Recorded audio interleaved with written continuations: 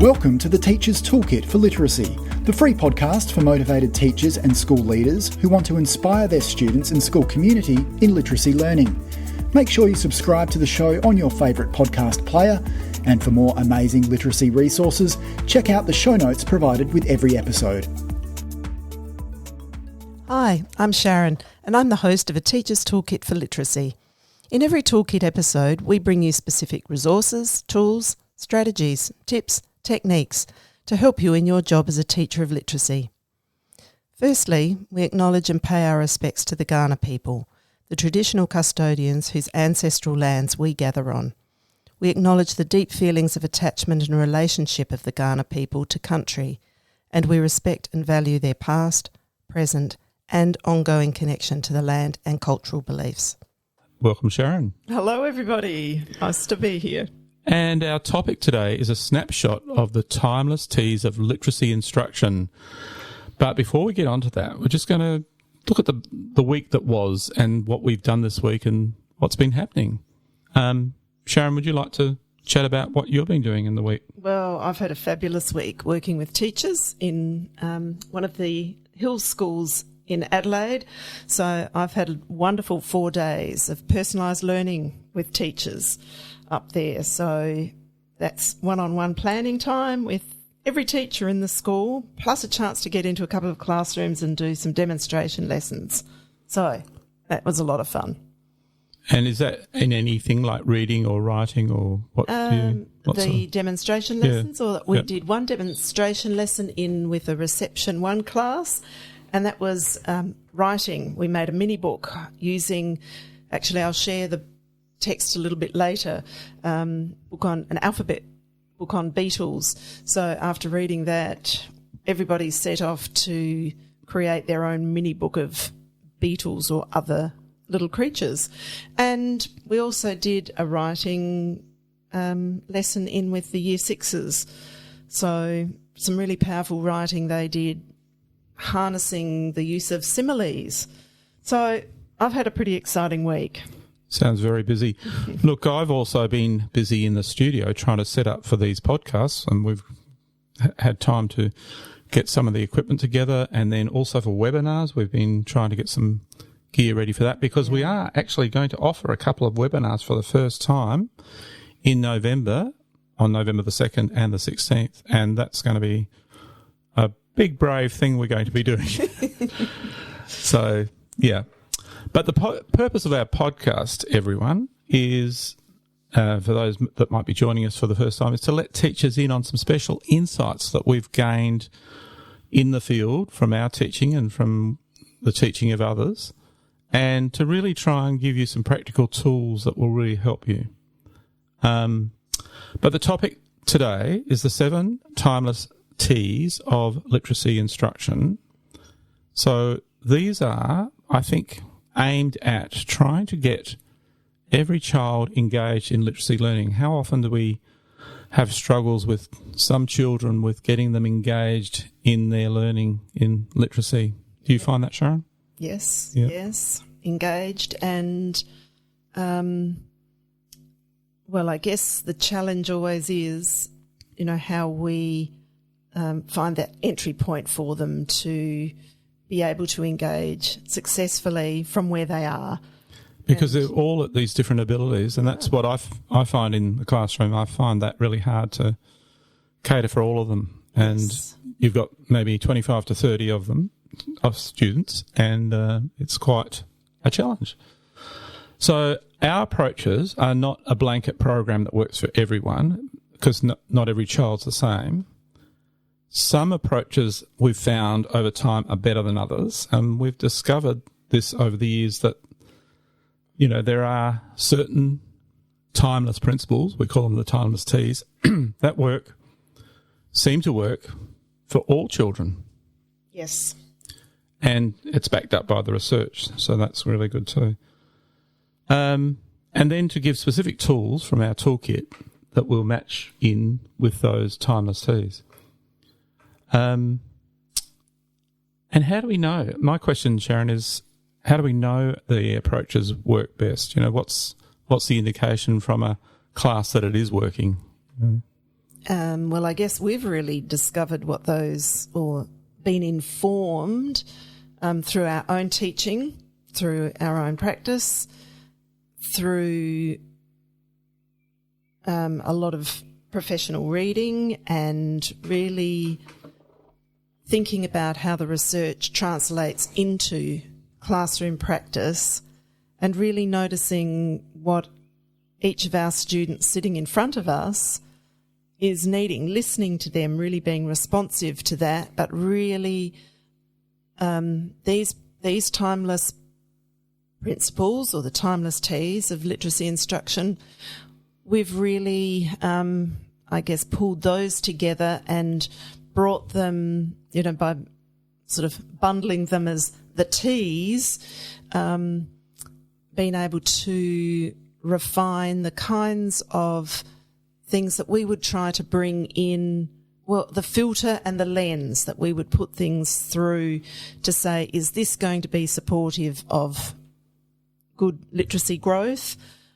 Because there are some literacy practices that can be implemented that can get in the way of students and can hinder growth. So we've really chased down the kinds of things that are most effective in most situations. In any situation, really, because that's the challenge with any class of students that you have. It's not that the children are the challenge, it's that what's right for them and the good that we can do and what we bring to that, is really what's challenged us in our profession to think about, okay, what do we need in our repertoire of strategies as a teacher, and what do we need in our teaching toolkit to be really authentic teachers who are teaching and being driven by what works in the classroom, not what somebody says we might have to do in the classroom. It's really about listening to those kids. Well said. Fantastic. You. And interesting how you use the words filter and lens, because I guess there's another filter or lens that I like to think about, and that is what sort of child that we're wanting to have in our classroom. Like, you've talked about the three selves, where we want a self-motivated child, self-regulated child, and self-directed. Yes. So that's kind of another filter or lens, isn't it? That's when we're looking at the actual child and what we want. It's not about what kind of child we want in our classroom. It's what that sounds a little bit like we're sifting and filtering to say, well, you're in and you're not. I didn't mean that. We're not doing that. Yeah. We're really... Point taken. But, yeah. I know where you're going with it, but just to clarify that our children's experiences at school their literacy learning experiences should enable them to really develop into what I always refer to as the three selves that they do have. Like you said, that they have self-motivation for that learning, they have self-regulation and self-direction, because if we aren't teaching them to grow as those three selves, then they're too reliant on just what we do each day. We want them to grow as lifelong learners here, that they're taking well past the year that they spend with us, that they are taking that. Every child needs that, to take good, strong practices with them into their literacy learning life. So would you say a classroom that's got the timeless T's operating then will enable a child to grow in those areas? Well, depends. Oh, good question. I actually don't know if I can just give a definitive yes or no on that at this point. That's part of what we're always thinking about. Yes, But anyway, that's probably a question for another time, because I think the three selves is a topic that we could go further into at another podcast. But that's probably our broad message there, that we're trying to develop that responsibility in children, motivation, regulation, self-direction. But why don't we unpack the 7 timeless T's of authentic literacy instruction? I think if we go through each one, and we might look at how I've been using that in my classrooms. But Sharon, do you want to say something as an intro? First of all, I just want to say, look, it's really a snapshot of these today. So in podcasts, like, we really want to dedicate in following podcasts, a full podcast to each of these 7 timeless T's. And they're also, the kinds of topics that, we spend a lot of time talking about with teachers. So today is a really brief snapshot of each of those. And I think, Phil, you're probably going to give an example from how that has looked, from your perspective in your classroom. So real life examples of those things, and maybe a tool that shows how that's supporting that principle within your classroom. So just a little bit of background onto the timeless T's. Richard Allington has done a lot of research and work around literacy, effective and exemplary literacy instruction, and he has frequently talked about the T's of literacy instruction. So his T's really kind of started to formulate within my own thinking, and then got me to think further about, well, what have I found as a classroom teacher and as a practitioner, as an authentic teacher, how would I express those? So here we go. The 7 T's that I've developed. So first one is together. And it's always worked best for me in any area of literacy, or indeed any other subject area, if I have all the children doing something together, because they can all be a part of that community of learners, learning from each other as well as the teacher. And so there's an entry point for every child, and it allows everyone a chance to grow in really powerful ways that wouldn't happen, I think, if you just had the teacher imparting knowledge. We have all the children learning from each other. Everyone becomes a teacher. There's so much power in all of them learning techniques from each other as well as from me. Together, I think, is a great timeless principle, and it's a kind of a baseline for me for getting kids engaged. We all go on a run together, no matter what our abilities, and we can talk about it afterwards. It's hard to do this when you split up into set groups. Grouping's important, but I think we can do grouping in other ways. We'll talk about that later. And a great tool, I think, that illustrates this together principle is having a classroom library and access to books. So all children in the class at the same time can learn to choose their own reading material for their own independent reading. And this gives everyone practice at their own just right books, differentiating seamlessly, and everyone is being a reader together. So Phil, you would have, during a time like that, you would have,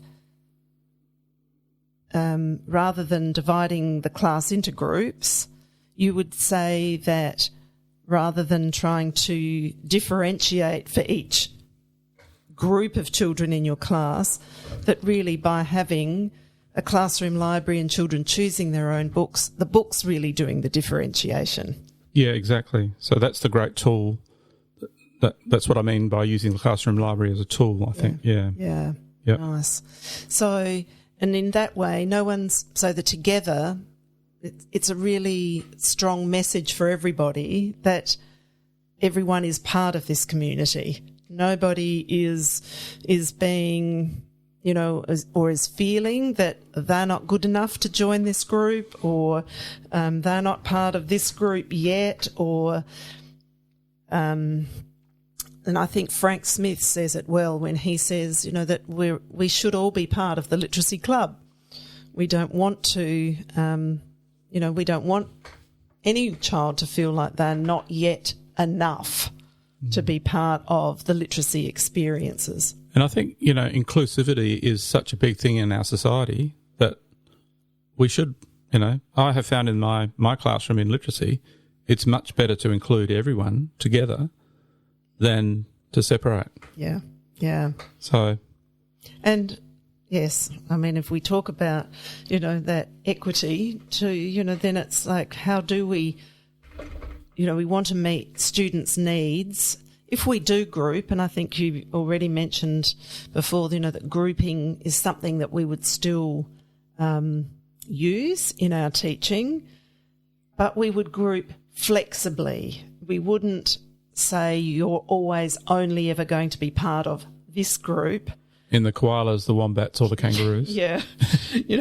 We would say, today I can see these students need support to do this, and we might hold on to those for a little longer to work with them whilst everyone else is engaging in the task. So we wouldn't say that we're not ever using groupings, but we would keep groups very flexible. Yeah. I think that flexibility of grouping is about really meeting, and for students, if we talk about the three selves, for students to say, actually, I do need a bit more help with this. And so then that self-direction and self-regulation and self-motivation can come into play, where we're enabling students to be able to say the things that they need help with too. Great. So that's together. Okay, we'll never get through this 7, will we, at this rate? Well, we'll make the other ones quicker, I think. So less talking, more action. 2. Time. Number 2 is time. Yes. I've always allowed plenty of time for students to read or write what they choose to read or write in my classrooms. So the tools that I've used... Hang on, Phil. Yeah. Back up just a little bit. Yeah. So, time, why do you feel that it's so important that students are given time to read or write? Isn't that something that they could be just practicing at home? Well, that doesn't necessarily happen at home, but I think they need to have time to apply what they've been learning. They might have had a mini lesson from the teacher about a particular skill, and that's fine. But until they actually practice that skill in their own learning, I think that's really needed for them to really go deep in it. Yeah. And that's what I found in the classroom anyway. And Yes. that's a time that they really enjoy. It's one of the most enjoyable parts of the lesson, that they have this time to practice. Yeah. So really, being a reader, being a good reader or being a good writer means that we are doing a lot of it. So the research really backs that up as to what's called sort of the good reader, good writer research. The time spent engaged and practicing those things is what grows good readers and good writers. So time is a really fundamental piece of what we need to be doing to improve in our literacy. Well, I'm glad I get a tick for matching the research. Yeah. But anyway, some of the tools that I use, we would have a draft writing book. I know a lot of teachers use to write the things that the children choose to write about, or they have a month-by-month reading calendar to record their own choice reading that they do. Yeah. This time, I think the time that they have to do this practicing in the classroom is really valuable. It's a time when they can apply their learning in a self-directed, self-regulated way. Without this, I don't know if they have the opportunity to really demonstrate what they can do.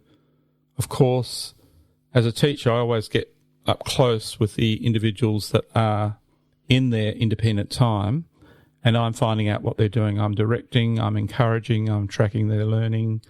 So it's not just them going off to practice, it's me being involved with individuals or small groups or whatever, so that I'm getting in there amongst the learners. And I think that's probably the most valuable teaching time, when you're in there with that.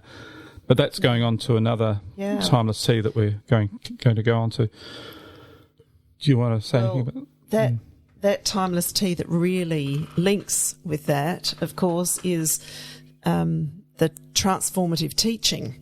So we'll come back to that in a minute. So we will come back to that one, because on the list next is a pretty fundamental piece again, that if we're going to give students time to practice and be together to hear text, we really need to introduce, bless and bring into the classroom and give students access to tantalising texts. And why do you say tantalising, Sharon? Because we're talking about engagement. You know, a text, it's got to mean something to students. So if we are reading aloud something, we're going to bring in tantalising texts that are going to tantalise them to want to try that, maybe that text type. Maybe it's a type of text they've never come across before, or maybe it's an author they've not experienced before, or maybe it's a story about something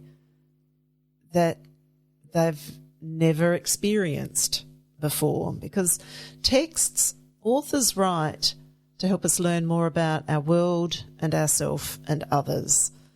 And so we really want to bring texts that are rich and have meaning and extend and take our readers into worlds, whether that's fiction, non-fiction can be read too, but be taken into worlds that are new and tantalising and interesting. And of course, the tantalising text also refers to when children are learning to choose their own texts. We really want to be offering them texts that they burn to read, that are so tantalising for them. They go, I want to read that book, and I might want to read it again. If I'm a young beginning reader, I'm going, let me read that again and again and again, because it's so tantalising. And often when you read aloud, how often do they want to read those books that you read aloud? Yes, yes. And, you know, this links back to your together. The example you were giving about being together once students, once you've got tantalising text within a classroom, and if you set that up as a tool, there would really be a classroom library, and I'll let you talk a little bit more about that in a moment. But those opportunities for students to talk about those books with each other, make recommendations, share all of that. It's not just the read alouds, it's children talking to each other about the books that they're reading, and that there they are, access to them, and I can borrow that from you afterwards.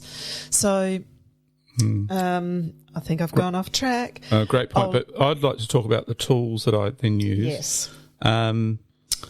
I find if I put all the books into baskets in different themes, like adventure books or science books or whatever theme, I ask the kids to help me with those themes. Yep. If I put them into baskets with the book covers facing out so that they can see the covers as they flick through, not the spines, although a classroom library with spines is fine too, but I just find, especially with the younger ones, having those books facing out is really fantastic. And in those themes makes it really appealing.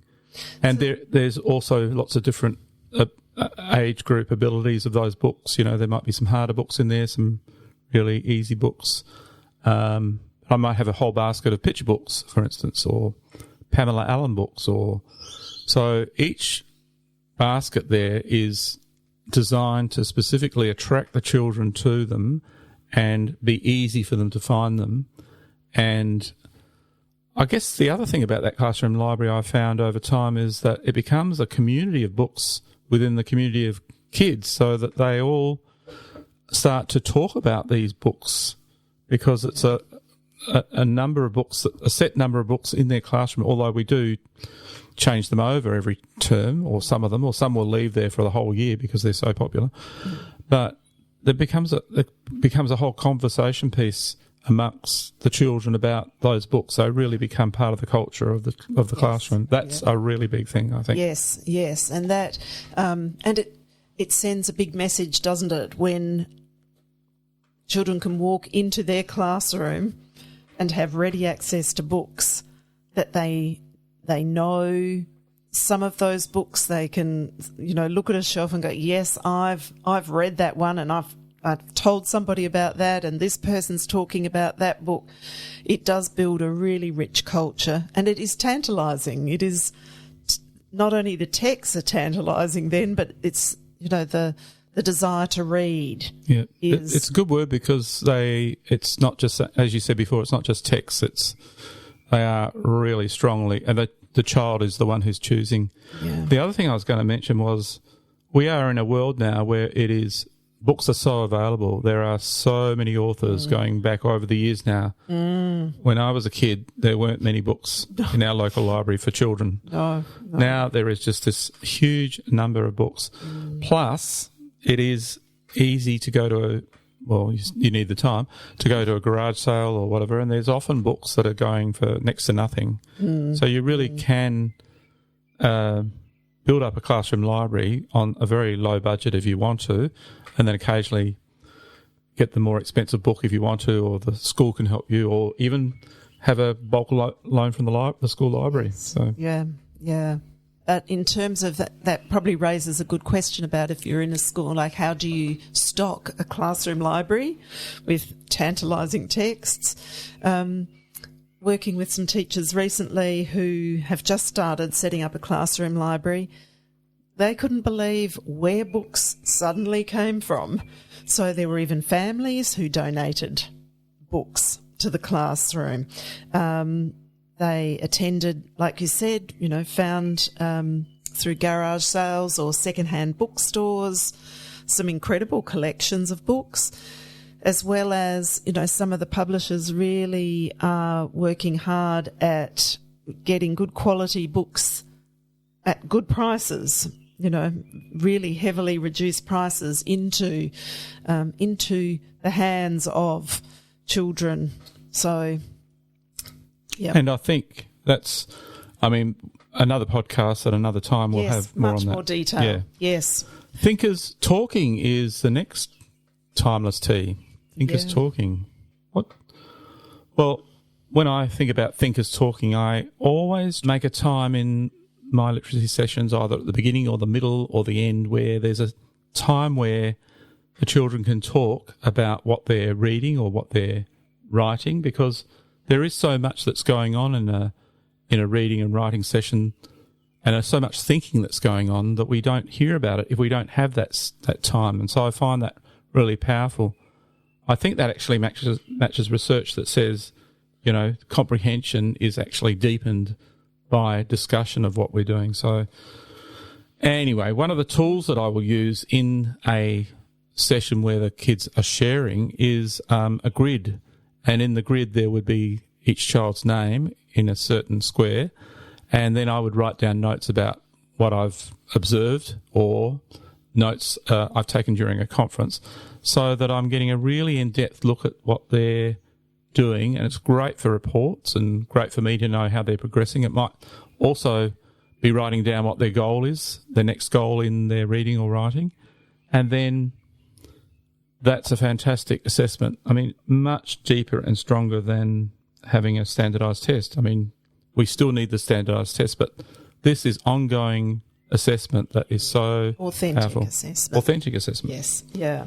And that power of talk is not only for us catching it. We also know that actually the research that you were referring to was, once again, Allington talking about that talk is one of the most underutilised comprehension strategies. Underutilised, so easy to do. is getting kids talking about. So we might not always be able to listen into every conversation or every time students are talking. So one of the tools I frequently use too, or encourage teachers to use as well, is turn and tell. So at the end of reading, we might do a 60-second turn and tell. So Phil, you'd talk to me for 60 seconds about your reading today or what you were doing in your reading, or so that metacognition, that awareness and that understanding of what I'm reading is all being able to be clarified, because we know that how can I know what I think until I hear what I say? Saying it, sometimes we can think in our own heads, oh yeah, I know that, yeah, I know, but it's not until we say it that we really get to a deeper understanding of what it is that we're thinking. So that Thinkers Talk is really such a powerful one. Next one is transformative teaching.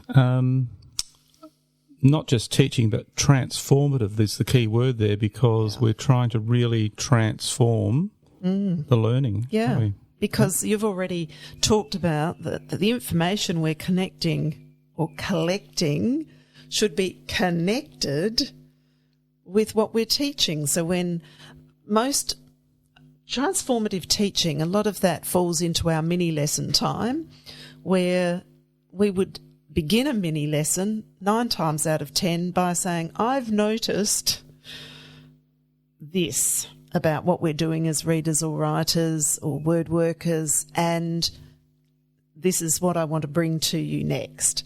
So it's because of the things that we've noticed that really transforms. We know what it is that our students are ready for next. So even as a whole class, even together. And so some of us will maybe need a bit more time with us to keep going with it, but we want the teaching to not just be the next thing on the list in the program that it says we have to do. It comes from what we notice from what our students need and what they are ready for next, and we can absolutely propel them into the next step. So we're still following the curriculum, either the Australian curriculum or whatever country's curriculum. Yeah. Okay, so that's really important. But the order of that curriculum is not necessarily in an order of a program that's been written. It's more listening to the needs of your children and finding out from that conferring or the observation, and then you're transforming your teaching according to what those needs are. And actually the Australian curriculum, when we look at that, if we look at any one of those descriptors, they all begin with active words. This is all, and that's what transformative teaching should be. It's about getting our students to know what actions they can, so we can demonstrate that in a mini lesson, and what actions they can then take into their own reading and writing. So this is that strategy teaching and this active teachings, what good readers and what good writers do at any, what they're next ready to do, so that they're then seeing how that works with us and then being able to take that. So you mentioned that way back in the beginning about how, what we we need time to practice those things, but transformative teaching, we need to hit the mark with what's next, what they're ready for next, not just because the curriculum said the next thing is this, but what's the action that they're ready to take. And therein lies the helping the engagement happen in the classroom. Yes. Yep. Because everyone's moving along. Everyone's got an entry point. That mini lesson has to allow everybody in with an action to take in. And if it's in reading, that's differentiated by the text that I'm reading. So more on this later, but you're going to where the need is really. Yes. Yes, let's keep rolling. A tool that I have used amongst a number of things that you can do. But here, I know a lot of teachers know that thing where you ask if they're understanding something, and the kids put out their thumb, and it's 10 out of 10 if their thumb is up, 0 out of 10 if their thumb is down, and any 10 out of 10 being understanding? Yeah. Right, yes. And then anywhere in between as to how much they're understanding. So that's just a quick visual gauge on what's happening. And a way for students to be self-regulating. Yeah. So that they can be thinking about, where am I with this? Am I, self-assessment. do I need more with that? So nice link back to those 3 selves. Next T is true tasks. Can you just elaborate on that? Oh, that's a brave move, because once I start talking, this goes. You have to cut me short so that we don't have another full podcast. I'll give you a signal. So true tasks. So true tasks, we've already talked a lot about what that is, because the truest tasks for readers and writers is to spend time doing those very things, doing the reading, doing the writing, not tasks about reading and writing, not tasks where I am, to develop my grammar, to fill in the or to rearrange the order of the sentence to make it more grammatically correct. I would want a true task if I can see that there are grammar needs that we need to talk about. I want to do that as a proofreading and editing process.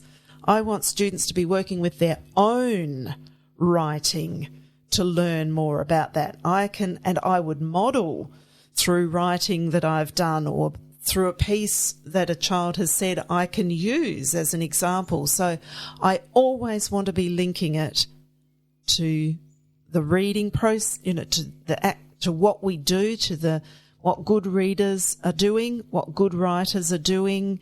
I need those tasks connected to the real thing. Like with spelling, true spelling tasks are tasks that help us use spelling to write better and to read better. So that it should always be embedded within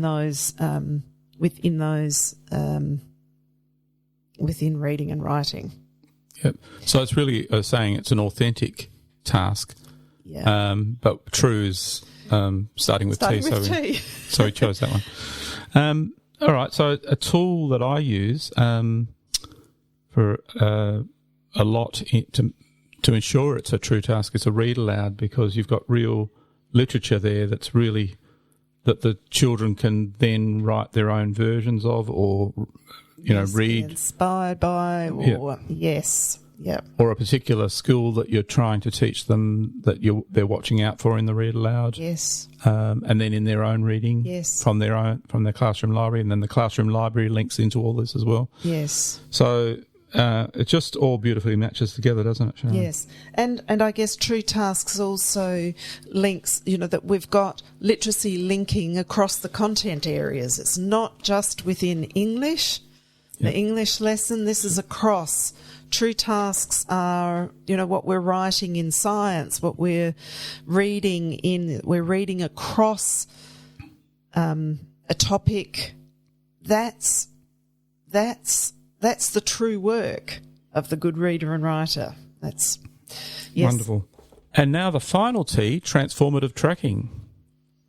When we track the learning closely, it's much more powerful, I find, than just looking at the results on a standardised test.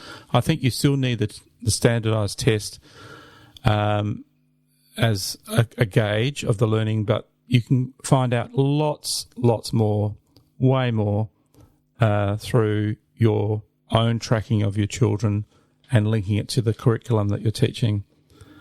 Is that what you find, Sharon? Well, that's the only way it can truly be transformative.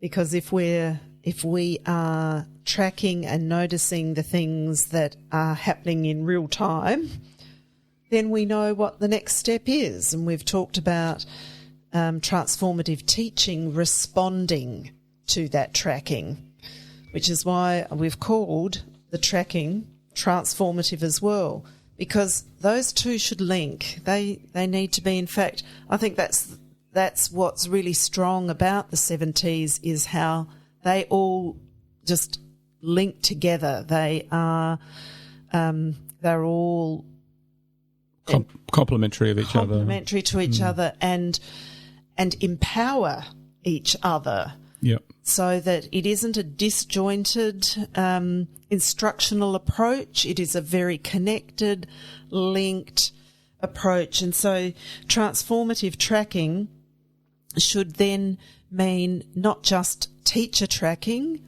but if we want our 3 selves to grow, that self-motivation, self-regulation, self-direction, then when we're tracking for ourselves, and you already mentioned earlier on about that nice tool of students tracking their own reading in a calendar over a month.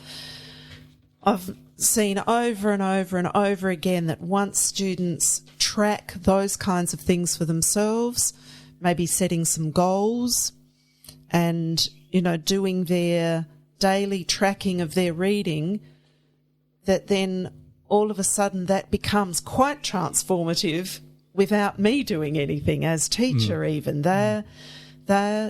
We're allowing them to be part of the tracking of their own learning and processes. So it's transforming their learning, but also you're also transforming your teaching, because you're, as we were talking about before, you're looking as to what you're going to teach next. Yes. Yeah, with that direct link to the transformative teaching. So we can go into all those timeless T's in more detail in future podcasts, but I think in summary today, we've looked at the timeless T's, the 7 timeless T's of authentic literacy instruction, and how they all weave together and how they can empower your teaching and the learning that's going on in the classroom.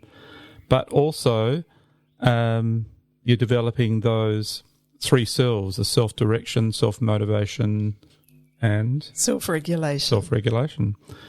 We're trying to allow for an entry point for every child. There's lots of things we've been talking about, really. We're empowering students through choice versus having a blanket script that they all have to follow.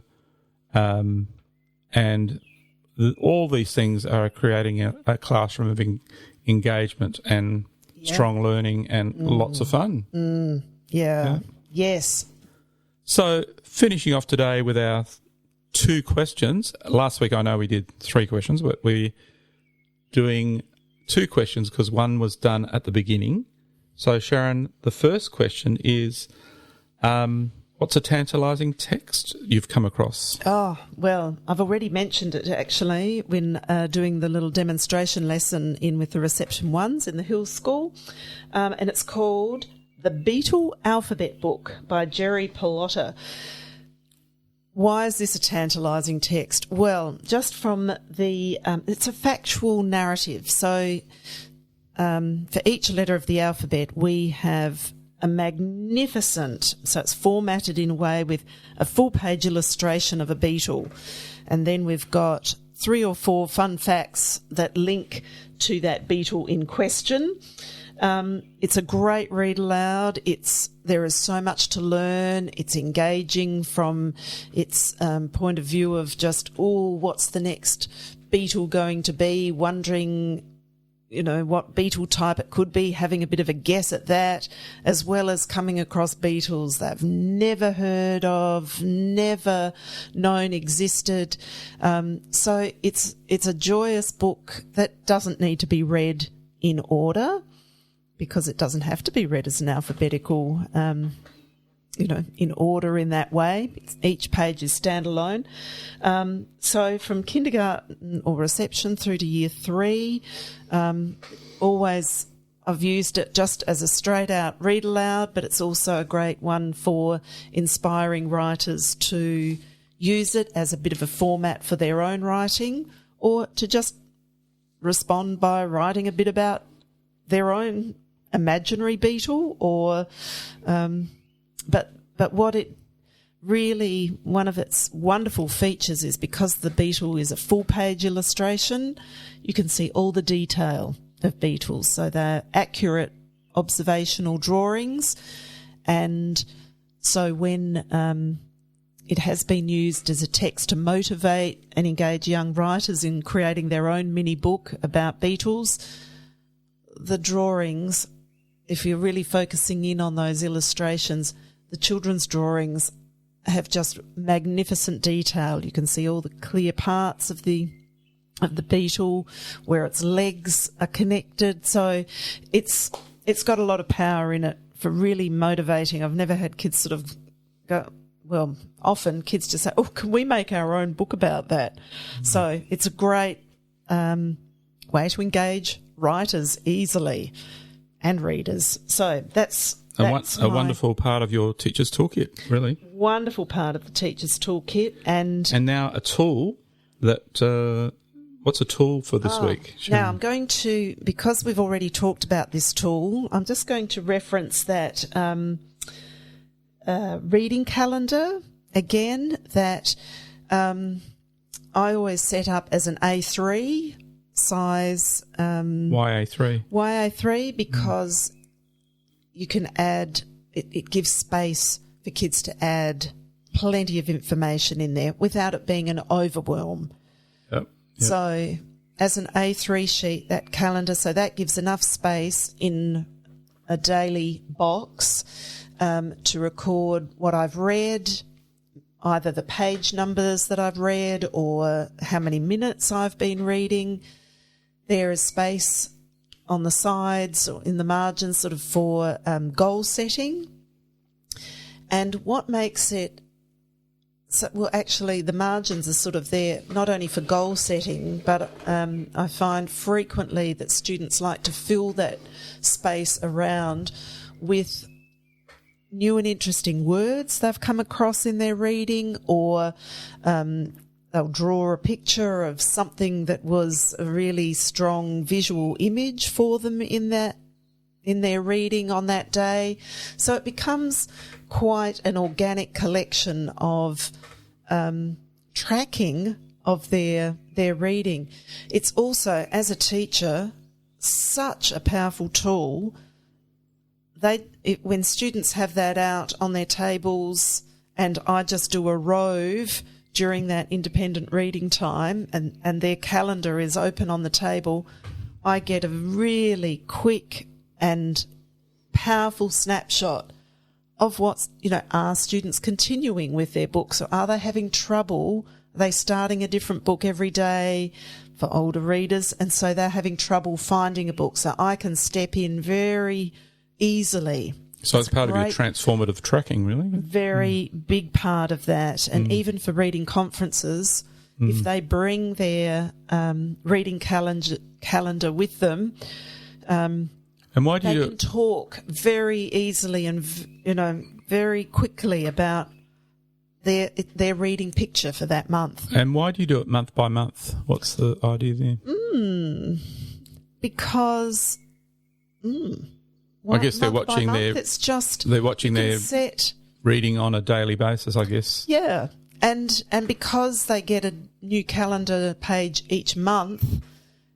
It's like setting goals for a month, seeing what they can achieve in a month, and almost being able to celebrate at the end of the month, like looking back, because I always get them to write a little reflection about their, that month's reading, and it really helps them for setting new goals. And I combine it with an art lesson where they put some artwork into that reading calendar, and then I've got all of them to choose.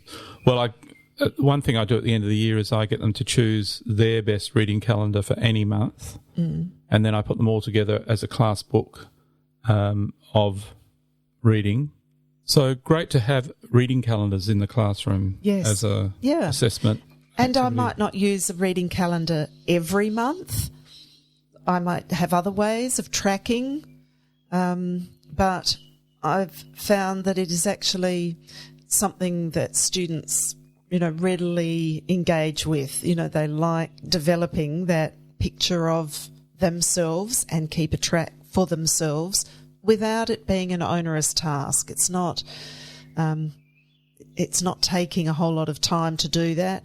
If we do a turn and talk at the end of the reading time, which is what I do most days, that reading calendar is a great place for them to just go, so this is, I've read this. They might look against their goals. They might talk a bit about their goals.